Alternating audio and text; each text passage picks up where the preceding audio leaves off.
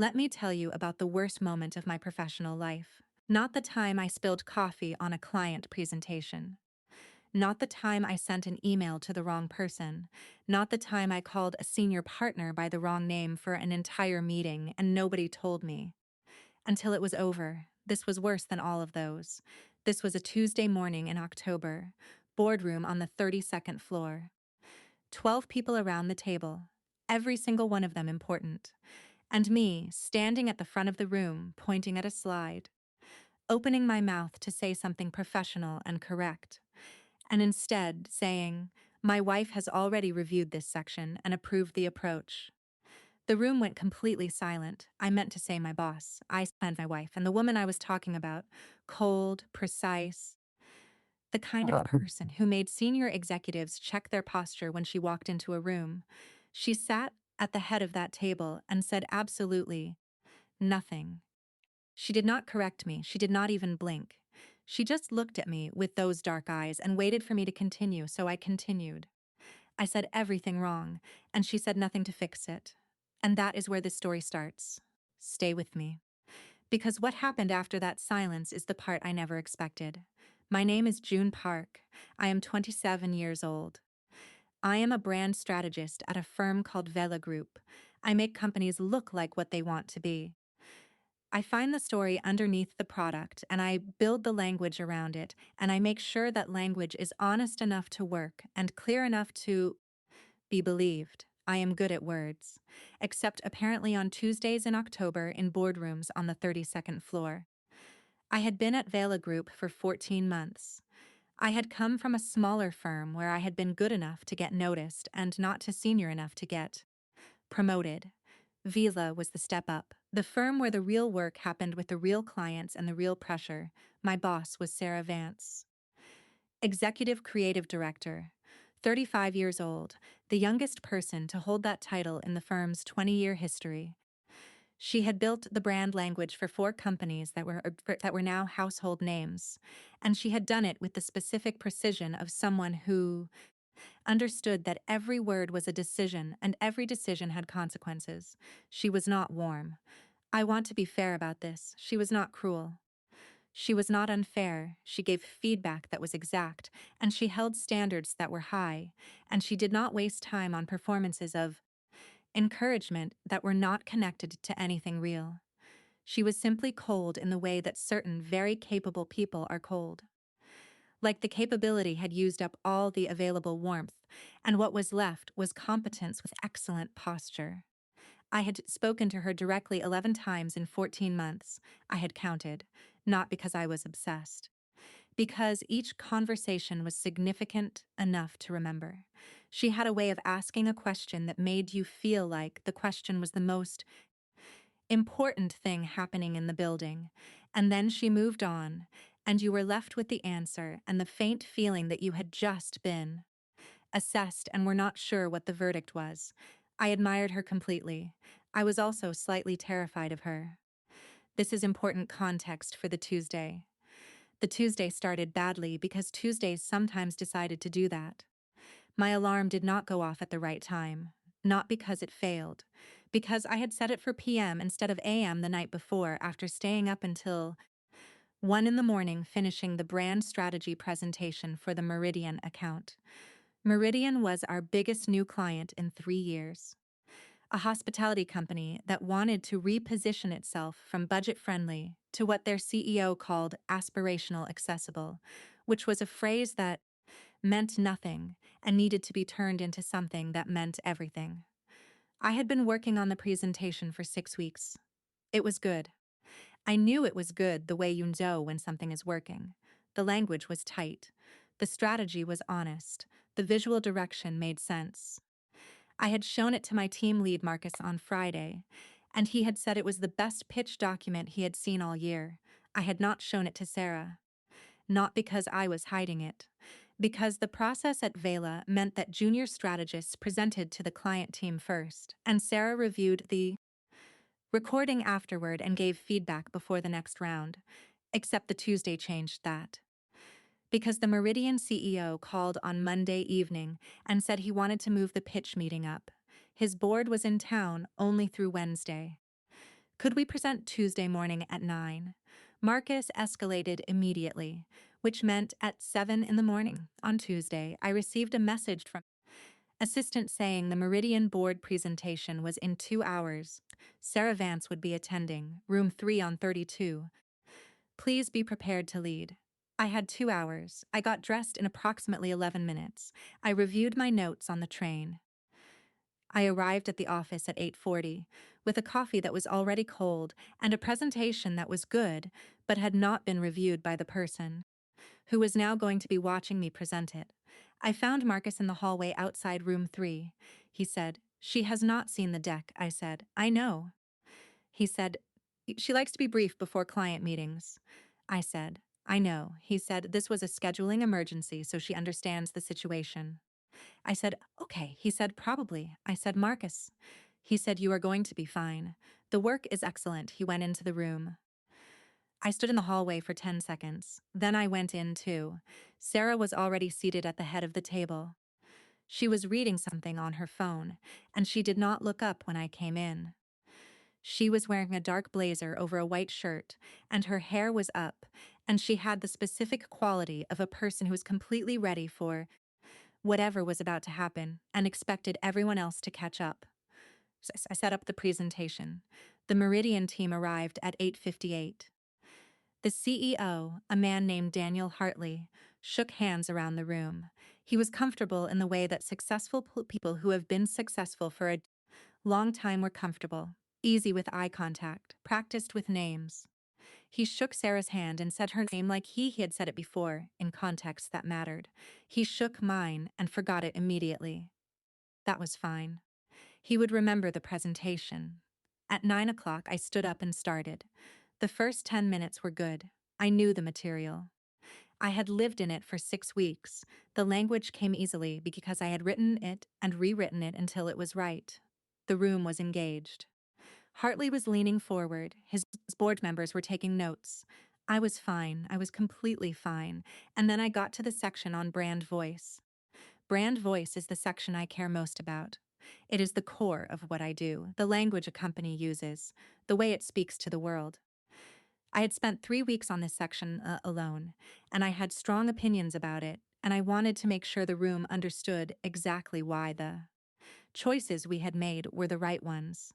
I clicked to the slide. I said, "This section outlines the brand voice framework." I looked at the slide. I looked at the room. I said, "The approach here prioritizes honesty over aspiration. We are not telling Meridian to pretend to be something they are not. We are finding the true version of what they already are and making it legible." I was doing fine, and then I looked at Sarah. She was looking at the slide. Her expression was the professional one, attentive, unrevealing. And I thought about the 6 weeks of work and the 14 months at Vila, and the 11 conversations and the specific way she asked questions that made you feel seen, and the fact that the brand voice sections was the one that most reflected the way I actually thought about language. And I wanted the room to understand that this was not just a junior strategist following a template. So I said, "My wife has already reviewed this section and approved the approach." I heard it come out of my mouth. I processed it. I looked at the slide. I looked at the room. I looked at Sarah. She was looking at me. I said, "My boss," I meant my boss, Sarah Vance, my boss, "has already reviewed this section." I had said it. I had said the correction. It had come out in pieces that were probably the least convincing correction anyone had ever delivered in a professional setting. Sarah looked at me for 1 second. Then she looked at the slide. She said, "The approach is sound. Please continue." I continued. Nobody laughed. Nobody asked questions about the slip. The CEO nodded and made a note. The board members went back to their tablets. And Sarah did not say another word about it. For the rest of the presentation, she was a professional presence at the head of the table. She asked 2 sharp questions about the implementation timeline. She redirected one board question about budget with a precision that closed the topic without dismissing it. She behaved as if I had said nothing unusual. She did not correct me, not once. When the meeting ended and the Meridian team left, Marcus gave me a look that contained an entire novel's worth of information. Then he went to catch up with the CEO. I started packing up my laptop. The room was empty except for me and Sarah, who had not left. She was still at the head of the table. She was looking at the window. I said, "I need to apologize," she said. "For what specifically?" I said. "The word I used," she said. "I know." I said, "I should not have," she said. The brand voice section was the strongest part of the presentation. I stopped, she said. "Hartley will sign by Thursday." His board liked the honesty framework. They have been sold aspirational language before, and it has not worked. "Your instinct to go the other direction was correct," I said. "Thank you," she said. "The implementation timeline needs work. Talk to Marcus." It needs to be realistic enough that Hartley believes it, and ambitious enough that his board does not question the value. I said, "Yes." She picked up her things. She said, "The word you used." I went completely still. She said, "The next time something like that happens, take a breath before you correct it." The correction was more noticeable than the original error. She walked out of the room. I stood by the table for about 30 seconds, then I sat down, then I put my head in my hands. Then I sat back up because I was a professional in a glass-walled boardroom, and the building had cameras. I thought about what she had said. The next time something like that happens, not, "That should not have happened," not, "Please ensure it does not happen again the next time." I thought about that for the rest of the day. If you are still listening, then I need to tell you something. I know what you are thinking. You are thinking she did not correct it because she was trying to be professional. Because making a scene about a word was beneath her.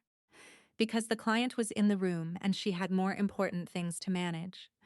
I thought all of those things too, for approximately 4 days. And then the thing happened that made me think something different. 4 days after the Tuesday, I was working late. This was not unusual. I worked late most nights because I liked the office when it was quiet. The thinking was cleaner without the noise of 12 other people processing their days around me. At 7:30 in the evening, the floor was mostly empty. I was at my desk revising the implementation timeline Marcus and I had discussed. The lights in the main workspace had gone to the automatic dim setting because the motion sensor had decided I was not moving enough to constitute activity. I was moving. I was just moving only my fingers. I reached for my cold coffee, and I heard footsteps. Sarah Vance walked through the dim workspace to her office at the far end and did not notice me. Or she noticed me and decided not to acknowledge me. Both were equally possible. She went into her office. Through the glass wall, I could see her set down her bag and turn on her desk lamp and sit down. She had clearly been somewhere after work. She was wearing a coat still. The coat was the kind that cost serious money and looked like it did not. I went back to my timeline. At 8:15, her office light was still on. At 8:45, I finished the timeline and started packing up. I looked at her office. She was working with both hands on the keyboard, and a frown of concentration on her face that I had never seen in the office. Because in the office, she never frowned. She had trained her face to be unreadable in professional settings, and apparently that training switched off at 8:45 on a Friday when she thought she was alone. I thought I should leave quietly. I thought I should not walk past her office. I walked past her office. She looked up. I said, "Good night." She said, "You are here late." I said, "Implementation timeline." "Marcus and I revised it this afternoon," she said. "The full version or the adjusted one?" I said, "Adjusted." We moved the Phase 2 rollout by 3 weeks and restructured the content development cycle. She said, "Is it realistic now?" I said, "Yes." "It is actually realistic now, which is better for us and for them," she said. "Send it when you get home." I said, "I will." I started to go. She said, "June." I turned. She said, "How did you get into brand strategy?" I looked at her through the glass wall of her office. The desk lamp was making everything warm and specific in the way that late offices sometimes looked when everyone else had gone home. I said, "I was studying literature in university. I wanted to write. My professor told me I was good at the part where you made the reader understand what something meant and not good at the part where you invented what happened. He suggested I find a place where the thing had already happened, and I just needed to make it legible. She was quiet for a moment. She said, "That is the most accurate description of brand strategy I have heard from someone at your level." I said, "I have been here 14 months," she said. I know. She said it like she actually knew. Not like a manager knowing a fact. Like she had paid attention. I said, "Good night, Sarah." She said, "Good night." I went home. I sent the timeline. I thought about the glass wall and the desk lamp and the frown she had not known I could see. And I thought, she did not correct me on Tuesday. And I thought, she just asked me a question that was not about work. And I thought about the next time something like that happens. I did not sleep especially well. Are you still here? Good. Because the next part is where I stopped overthinking and started paying attention. And paying attention changed everything. The Meridian contract was signed on Thursday, as she said it would be. Marcus sent the team a message that was 3 exclamation points and an emoji, which was the most emotional communication I had ever received from Marcus. Sarah sent me a message that said, "Good work on the voice section." It landed correctly, 4 words. I mean 4 words after "good work on the voice section." No context, no explanation. I read it 6 times. Then I replied, "Thank you." She did not reply to my reply. This was apparently how she communicated praise. Marcus saw my face when I showed him. He said, "That is the highest compliment she has given anyone in the 3 years I have worked here." I said, "It is 4 words," he said. Her exact words to me after my best project were, "Noted. 2 less words." I said, "That cannot be right," he said. She sent me a bottle of whiskey at Christmas, which I believe represented the emotional overflow. I said, "This is a deeply unusual workplace," he said. Yes, but the work is excellent. He was right about both. The weeks after the Tuesday developed a pattern that I did not name because naming it felt like putting weight on something that was not ready for weight. I worked late on Tuesdays and Thursdays. This was genuine. The Meridian implementation had phases, and the phases had deadlines. The deadlines required evening hours. Sarah also worked late on Tuesdays and Thursdays. This was possibly also genuine. At some point on Tuesday and Thursday evenings, there was a moment where one of us passed the other's workspace, and a brief conversation happened. The conversations were professional. They were also, underneath the professional surface, something else. She asked questions that were not on any performance review template. What I thought about a piece of work I had read. What I considered the difference between a brand story and a brand myth. Whether I thought honesty in marketing was structurally possible or always partially performative. I gave answers that were not the ones I would have given in a formal meeting, real ones. The kind where you are thinking out loud and the thinking is genuine. She listened with the full attention that had always been her most unnerving quality. Once I said something I disagreed with 2 sentences after I said it and corrected myself before she could respond. She said, "You just changed your mind in real time." I said the first version was wrong. She said, "Most people would not say that." I said, "Most people are more invested in being consistent than correct." She was quiet. She said, "Yes, 1 word." But it landed with the weight of something's undecided. The conversation that changed the temperature happened on a Thursday in December. We were both in the kitchen. This was unusual. The kitchen at 7:30 in the evening was not a place people were. It was a place people stopped existing in when the day officially ended. She was making tea. "I was looking for the coffee that I had put down somewhere and not found again," she said. "It is on the second shelf behind the ceramic. I found it." She said, "You do that every Tuesday and Thursday. You put it there and then look for it." I said, "Why do you know where my coffee is?" She said, "Because I work in the same kitchen at the same time and I notice things." I said, "Is that professional noticing or personal noticing?" I said it before I could stop myself. She turned from the kettle. She looked at me with those dark eyes in the kitchen light. She said, "Which one concerns you more?" I said. "The personal one." She said, "Why?" I said, "Because if it is professional noticing, I can file it under." She pays attention to her team. "If it is personal, it's noticing, I have to figure out what to do with it." She turned back to the kettle. She said, "You should probably figure out what to do with it." My heart did something it had not done in a kitchen before. I said, "Sarah." She said, "Yes." I said, "You did not correct me on the Tuesday." She poured her tea. She said, "No, I did not." I said, "Why?" She was quiet for longer than the question required. She said, "Because correcting it would have required deciding the word was wrong." The kitchen was very quiet. I said, "And you did not decide that." She turned. She said, "I decided it was premature." I said, "Premature means possibly correct at a different time." She said, "Yes, that is what it means." I said, "We work together." She said, "I know." I said, "You are my boss." She said, "I know." I said, "That is complicated." She said, "Most things worth having are." I looked at her. She looked at me. She said, "I am not asking you for anything tonight." I said, "Okay." She said, "I am telling you what the word meant, what I decided about it. And I am telling you that the rest of it, I do not know how to want something without being very certain first." I said, "How do you get certain?" She said, "I ask questions." I said, "You have been asking me questions for 2 months." She said, "Yes." I said, "And?" She said, "And you answer them honestly, even when the honest answer makes you look uncertain. Even when the honest answer contradicts what you said before." I said, "That is just thinking out loud." She said, "I know. That is why it matters." She picked up her tea. She said, "Go home, June. It is almost 9." I said, "Okay." She said, "The answers were good, by the way." I said, "To which questions?" She said, "All of them." She walked back to her office. I stood in the kitchen holding my found coffee. I thought, she did not correct me because she was deciding. I thought, she has been deciding for 2 months. I went home. I did not sleep. Are you still with me? Good.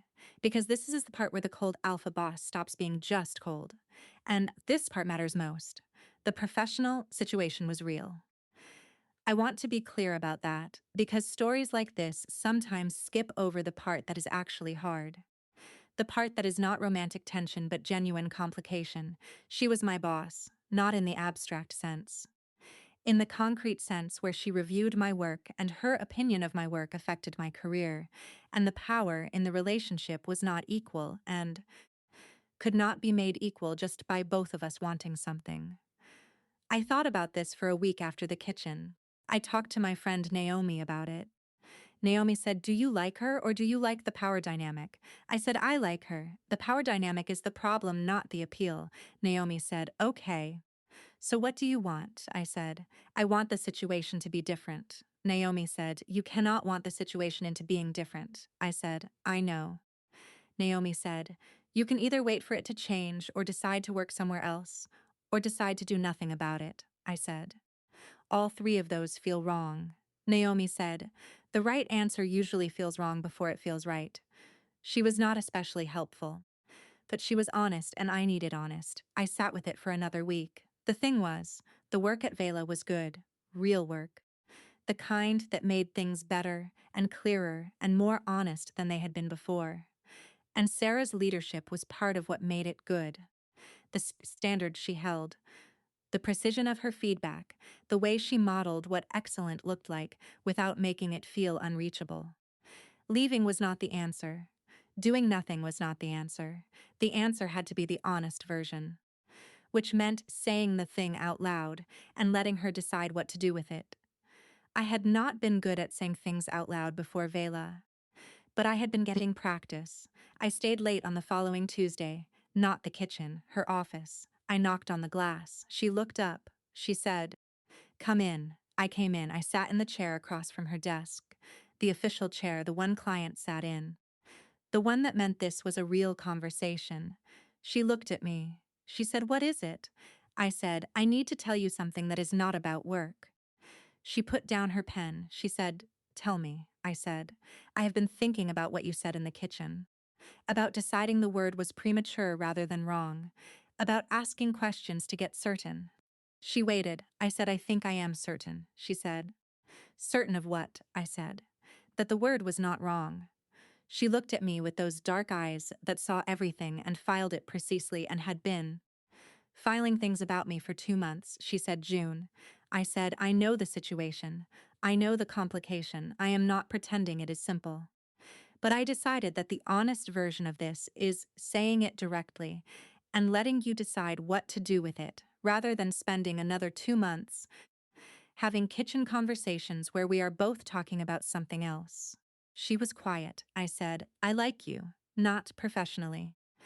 I like the person who works until 8:45 and frowns at her screen when she thinks no one can see. I like the person who asks questions that are not on any template. I like the person who did not correct a word because she was deciding whether it was wrong. The office was very quiet, she said. That is very direct, I said. You asked me once whether I thought honesty in marketing was possible or always performative. I said I thought it was possible, but only if you were willing to say the true thing, even when the true thing was inconvenient. You said yes like it was a verdict, she said. I remember. I said, this is the inconvenient true thing. She looked at her desk, then at the window, then at me. She said, I told you I do not know how to want something without being certain first. I said yes. She said, I am certain, I said. Of what?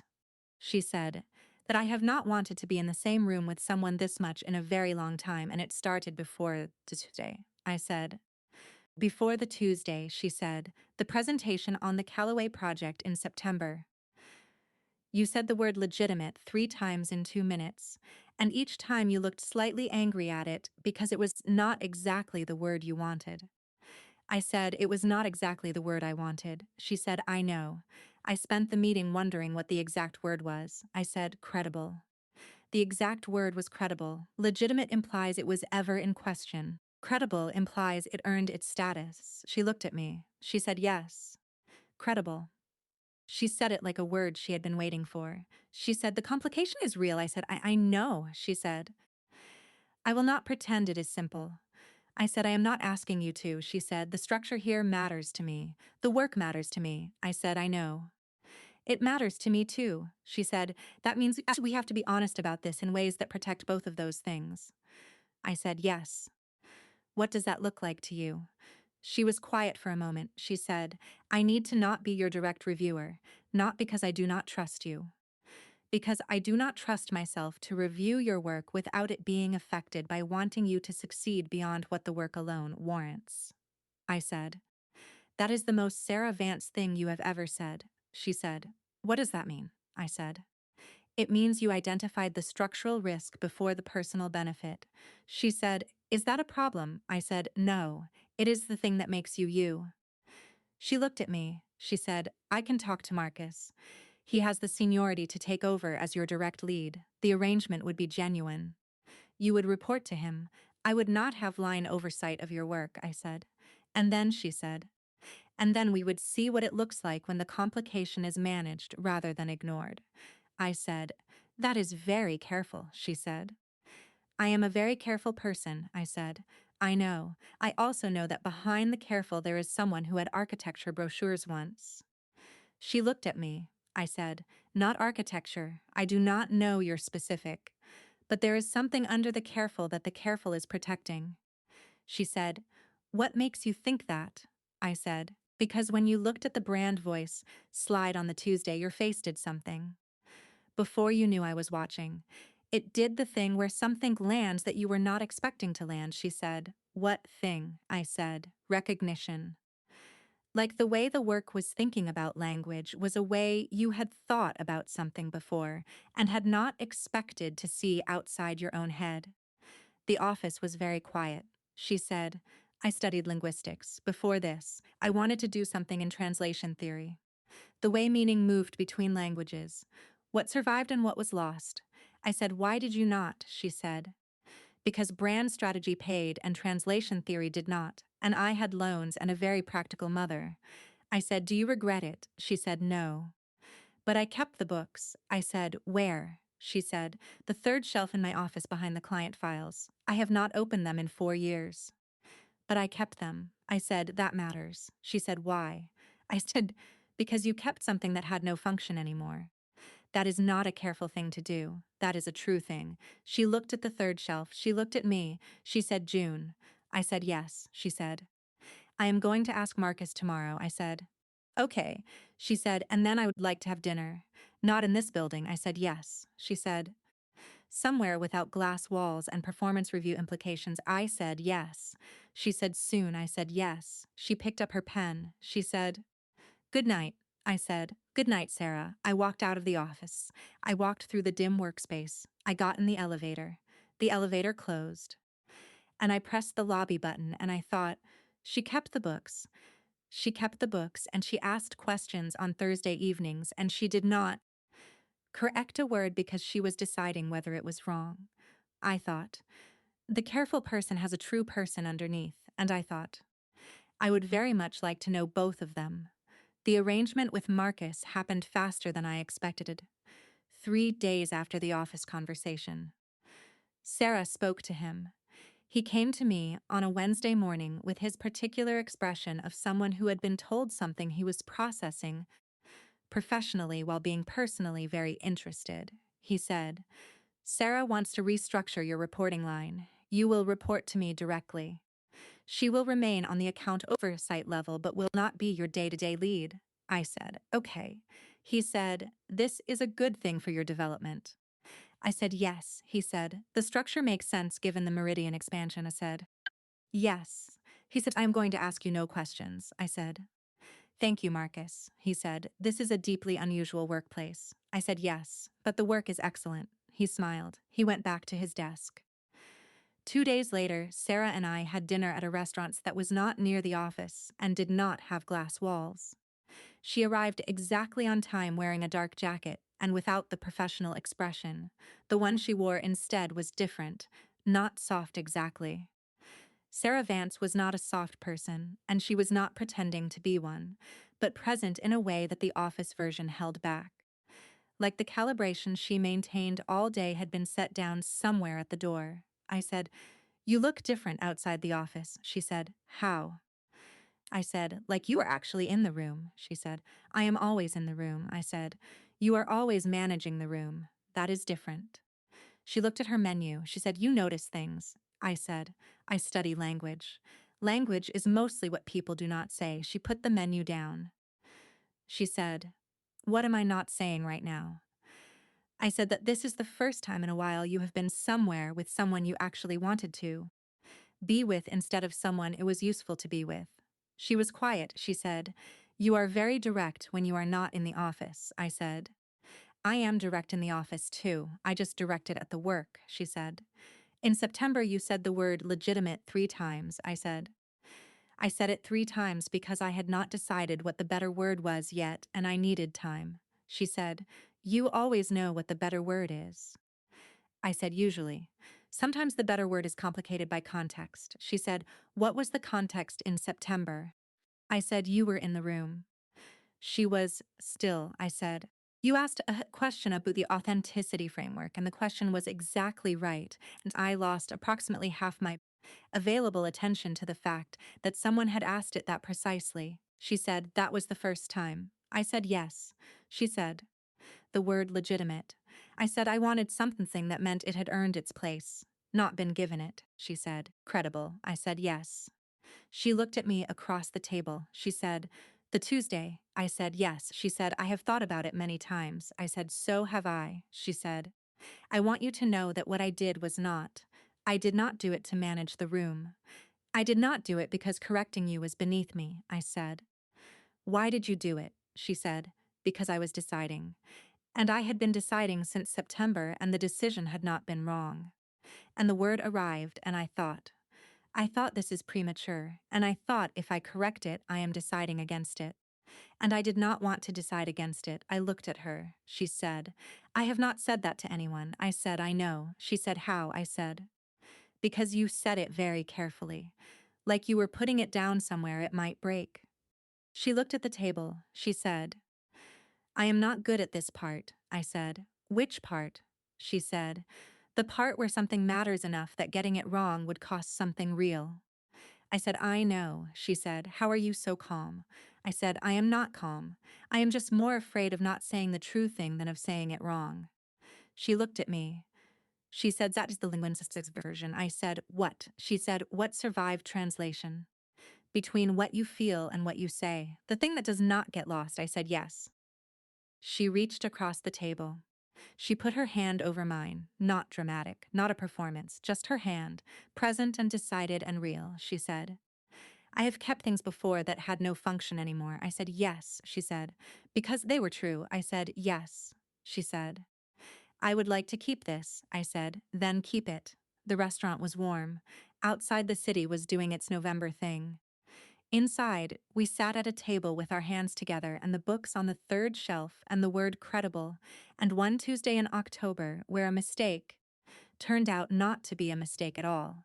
Here is what happened after, not quickly, not in the dramatic way that makes better stories, in the real way that makes better lives. She spoke to HR in December, full disclosure, relationship disclosure. The firm had a policy, and she followed it completely because she's someone who followed policies completely or changed them, but did not ignore them. The policy required one party to change reporting structure. That had already happened. The disclosure was recorded. The world did not end. Marcus said, I already knew. I said, how? He said, the coffee. She always knew where your coffee was. I said, that is extremely perceptive, he said. This is a deeply unusual workplace. I said, yes. But, he said, the work is excellent. We worked well together after. All three of us in our separate capacities. She was still demanding. She still held standards that were high and did not perform encouragement she did not mean. She still made senior people straighten their posture when she walked into a room. She was also the person who left me a note on a Tuesday morning that said, the brand voice on the new Hartley pitch is exactly right. Keep it. Not in an email, a note, written by hand. She had kept the linguistics books, by the way. I found them one Sunday in January when I was at her apartment helping her move a shelf. They were on the third shelf, exactly where she said. Behind the client files, I took one out. It was marked up in pencil. Margins full of notes in the careful handwriting I knew from post-its and corrections, I said. You kept reading them, she said occasionally. I said, you said you had not opened them in 4 years, she said. I said I had not opened them. I read them occasionally. They are different activities. I stared at her, she said. A book can be open without being read. I said, that is a very specific distinction. She said, I am a very specific person. I said, Sarah. She said, yes. I said, you kept reading linguistics books for 14 years after you decided not to go into linguistics, she said. The margin notes are from different years. You can tell by the pencil quality. I said, I know. I am reading them, she said, and, I said. And you never stopped thinking about how meaning moves between things. How what is said and what is meant are different structures, she said. Occasionally, I said, every year for 14 years. She said, the notes are from different years. Not every year. I said, most years. She was quiet. She said, most years. I put the book back on the shelf. I turned. She was looking at the shelf. I said, the word was not wrong on the Tuesday. She looked at me. She said, no. I said, it was premature. She said, yes. I said, and now it is not premature. She said, no. She said it like something settled, like a decision that had been in process since September had finally arrived at its correct form. I said, okay. She said, okay. I went back to the shelf. She helped me move it. And afterward, we made tea in her kitchen, and she told me what she had been thinking. In September, when she asked the question about the authenticity framework, and the word came out wrong 3 times. She said she had been thinking that the person asking the question did not know they were asking it yet, that the question was underneath a different question, that she had waited to see if I would find the underneath version. I said, you were waiting since September. She said I was deciding since September. I said, it is a long time to decide. She said, I wanted to be certain. I said, are you? She said, yes. I said, what made you certain? She said, the book. I said, which book? She said, the one you put back on the third shelf in the correct order without me asking. I said, I noticed the system. She said, I know. That is why. I said, that is a very small thing to be certain about. She said, the small things are the true things. She said it like a linguist, like someone who had spent 14 years thinking about what survived translation. I said, yes. She looked at her tea. She said, I was not going to correct the word on the Tuesday. I said, I know. She said, before you said it. I said, how? She said, Because I had been deciding for 6 weeks and I had not decided against it, and when the word arrived, it felt correct. I said, before I made it a disaster by trying to correct it. She says, the correction was endearing. I said, it was mortifying. She said, it was honest. You panicked and you told the truth of the panic, and that was endearing. She said, very. I said, I am going to remind you of that every time you say I am too direct. She said, I have never said you are too direct. I said, you have thought it. She said, possibly. She looked at me. She said, the next time something like that happens, I said, take a breath before correcting it. She said, yes. Because the correction is more noticeable than the error. She said, and sometimes the error is not an error. I said, yes. She said, sometimes it is just the true word arriving before the correct moment. I said, and then the moment catches up. She said, yes. Outside January was doing what January did. Cold and specific and not interested in being anything other than itself. Inside her kitchen was warm, and the linguistics books were on the third shelf where they had always been, and the word had been decided on a Tuesday. In October, and the decision had been correct. She reached across the counter. She took my hand. She said, the next time I say the true word before the correct moment, I said, I will not correct it. She said, good. I said, I will let it be premature for exactly as long as it needs to be, she said.